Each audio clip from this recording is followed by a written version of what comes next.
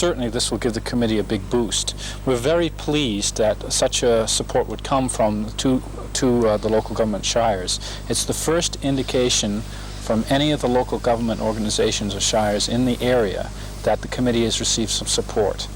We've had lots of support from various individuals in the community and some residents groups, but not before from the local government shires. Well, what's this going to mean to your fight, I suppose, against the water board? Well, we of course feel it'll strengthen it considerably.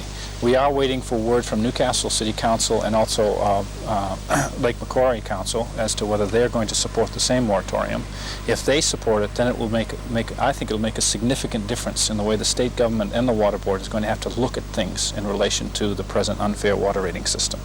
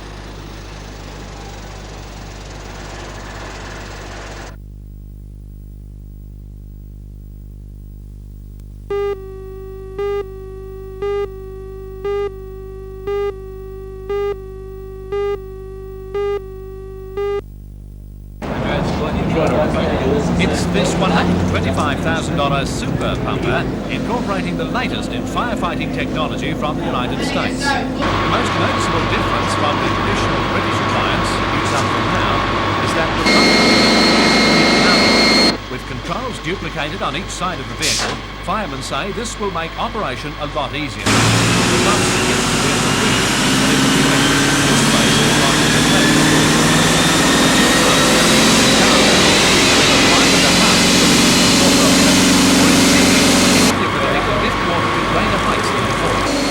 While Newcastle doesn't have any high-rise development, there are other places, such as Kbus, where such a facility is invaluable. Another feature of the fire engine is the two small-diameter hoses with crystal-bit nozzles. They can produce a mist that gently takes the heat out of the fire without the jet effect that is to cause extra damage. John Walkie, station officer at Cooks Hill, is overseeing the introduction of the new vehicle. Now, this is the latest American idea, using fog on fires contained within a building. It puts the maximum amount of water on at the smallest possible size, therefore taking heat from the fire and doing the least possible damage to the dwelling. Although there's plenty of water there, it comes out like a fog and can't actually damage things by pushing them around. Is that what you're saying? That's correct. There's no more holes in walls from a mist-guided jet. It's the oil, take it 4 times better than your shower, put on a match. That's the effect it's going to have.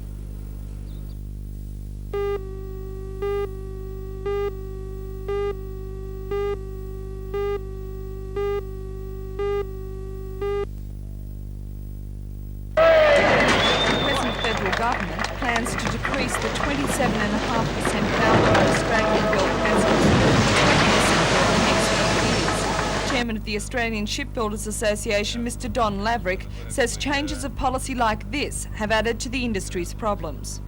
In New South Wales and in Australia, our current market, which was around $100 million last year, would appear to be this year at about $70 million.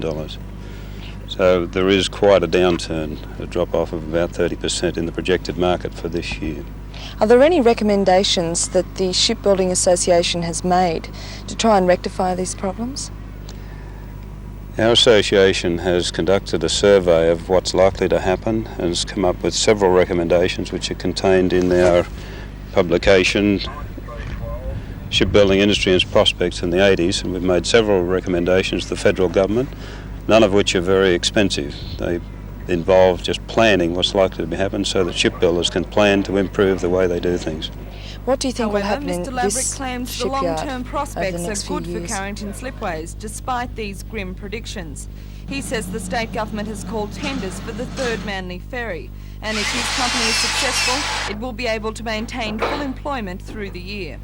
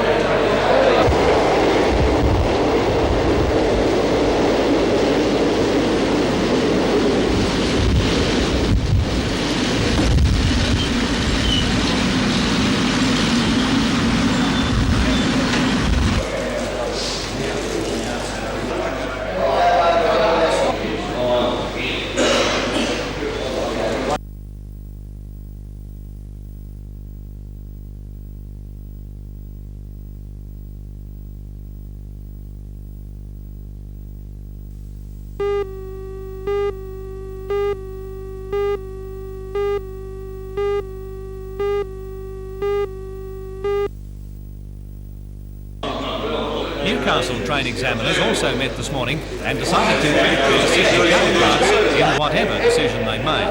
As a result, trains will gradually wind down in the Newcastle area, with the last services expected to run before midnight. And it will be at least Wednesday before we see them again, according to the Northern Organiser of the ARU, Mr. Ray Conway. And the examiners were swift to implement that industrial action. A southbound Northern Tablelands Express was halted at Broadmeadow this afternoon and went no further. Passengers are completing their journey by bus. All trains will be affected, I would say, as from midnight tonight. As the trains go into the various storage sheds, they will not have train examiners available to examine these trains before they come back into traffic, what we call traffic. So, in other words, we could say that no trains will operate in the Newcastle area until your next meeting, which is what, Wednesday morning? No trains will operate in Newcastle, I would say, before next Wednesday at the very earliest.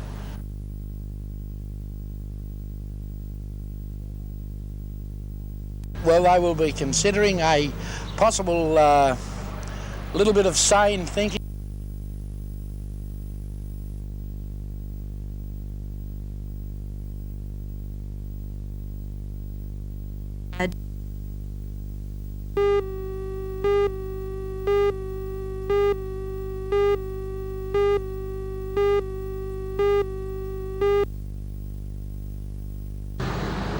The Newcastle Permanent Building Society joined its competitors today in announcing a 1% reduction in interest rates on all home loans, which will apply from February the 1st. This latest move by banks and building societies is expected to act as a confidence booster for our region, helping to stimulate the local building industry.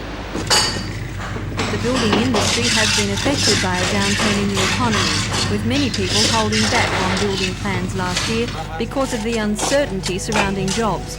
This latest reduction in interest rates, teamed with other assistance schemes for the home buyer, could be just the thing to encourage potential builders and buyers. Mr. Norm Steep from the Master Builders Association believes there'll be increased building activity this year, both on the domestic and commercial scene. I think we are, but one must bear in mind that sometimes we've got a false impression of building dropping off. I mean, we're comparing the current situation to 2 years of really boom times. I think we're getting back to a more traditional type approach, and I think we will have sufficient work to keep everyone in employment, providing the confidence comes from the people who want to invest money. Is it only going to be home building activity? What about the commercial scene? I think if you boost the home building, you boost the commercial scene, because the home building confidence then reflects in the other areas and goes on to the commercial and industrial type situation. I don't think we'll get back to the major civil development works that we had over the past 2 years, but I think we can get enough confidence going to keep the building industry going in 83.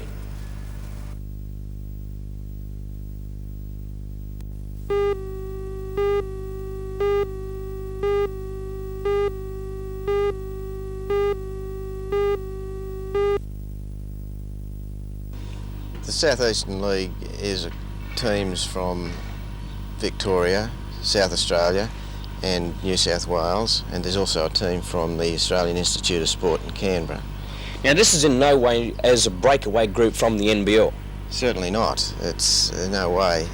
It is in fact complementary to our Newcastle NBL team, the Falcons. We see the team as a step between the Youth League and the National League to give our local players a chance to improve to the extent where they can then hopefully get into the National League team later on. New American player Jim Bateman arrived in Newcastle yesterday. I played at the University of San Diego, and I was an all-conference selection and most valuable player on our team. That was WCAC, and came over here to start a new one. All right, you're coming over here to start a new one, as you said. How did you get to be contacted by Newcastle officials? A player that used to play for the Falcons by the name of Dave Cook, I don't know if you remember him, but Andy Smith contacted Dave and said they were looking for some players, and Dave got a hold of me, and then I got a hold of Andy.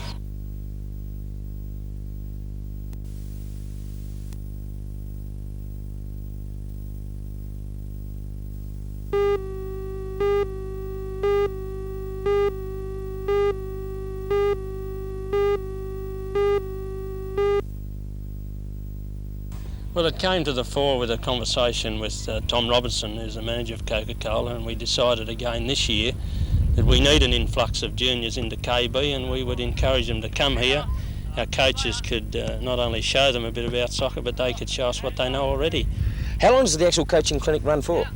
It'll run for the 5 days. It started yesterday and it'll continue on till Friday, and we'll be running another one in the school holidays of May this year. Kenny, what are the ages of the boys participating in the carnival? Well, we have one boy 8 and 2 boys 9, but the average age is 11. We have some boys up to 16, some talented boys in the 15-16 age group, which we'll be looking at too on Friday if they want to trial at the KB youth team. Yesterday and today, see any future KB stars? Newcastle's got hundreds of KB stars if we can keep them going. Yeah. Kenny, just touching on KB United for the season 1983, what are some of the exciting developments that are happening at the moment? I think the most exciting thing from my point of view is how well our young players have come on, the likes of Bernard Kirby and David Lowe, Nigel Drysdale. We started our youth 2 years ago, and I think this year we're going to benefit from it.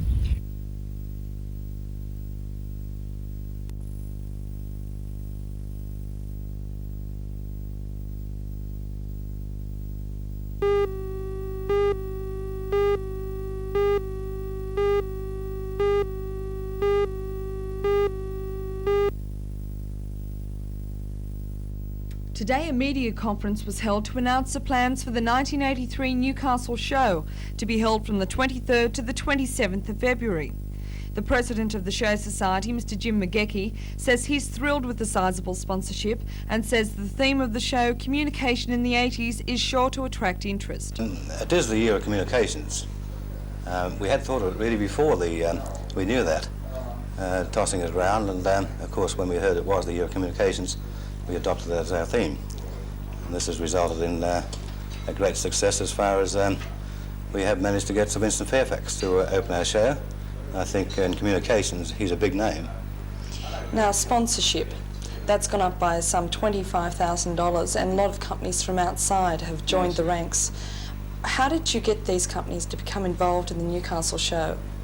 Well, mostly they approached us, but of course we carried a lot of the sponsors over the last 4 years, and their continued support I think it has attracted other sponsors. I think it's wonderful to think we have increased the way we have, especially in these times of adversity. But it certainly shows great faith by these companies in our region and our city.